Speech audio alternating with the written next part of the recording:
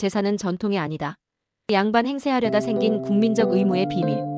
우리는 지레짐작으로 제사를 오랫동안 모두가 지내온 전통이라 생각합니다. 하지만 이는 오해입니다. 조선 초기 제사는 극소수 지배층의 특권이자 의무였을 뿐 궁핍했던 대부분의 평민에게는 꿈도 못 꿀 일이었습니다. 그렇다면 우리가 아는 이 유교식 제사가 대부분의 사람들의 문화가 된 진정한 역사적 순간은 언제일까요?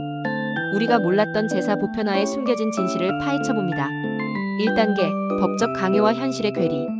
숭유업불 정책을 시행한 세종대에 경국대전을 통해 신분별 제사 대수를 법으로 정했습니다.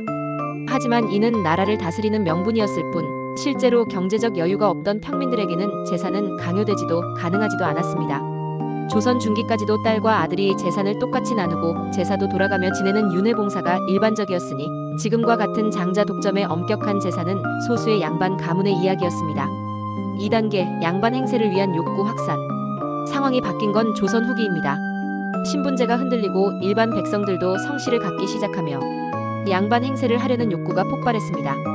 양반의 가장 중요한 덕목이자 상징은 바로 4대 조상까지의 제사를 지내는 것이었습니다. 제사는 이제 효의 실천을 넘어 나는 양반이다라는 것을 과시하고 신분 상승을 증명하는 수단이 되었습니다.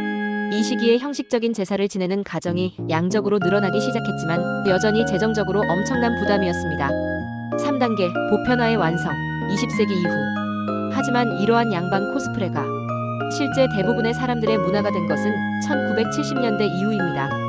일제강점기에 일본이 식민 통치를 위해 종가제도를 정비하고 유교적 가부장제를 강화한 것과 더불어 무엇보다도 결정적인 요인은 대한민국의 경제 발전이었습니다.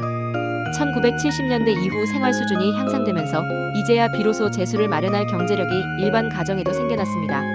여기에 국가가 유교적 가치와 전통을 강조하며 가정의례준칙 등을 통해 제사의 규격화와 의무화를 간접적으로 주입했습니다.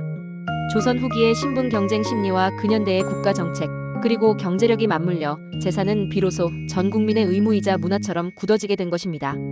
수백 년의 전통이 아닌 불과 50년 100년 사이에 완성된 문화라고 보는 것이 더 정확합니다. 결국 한국의 제사는 조선 초기의 법적 규제, 조선 후기의 신분 경쟁, 그리고 근현대의 경제적 여건과 국가 정책이 복합적으로 작용한 결과입니다.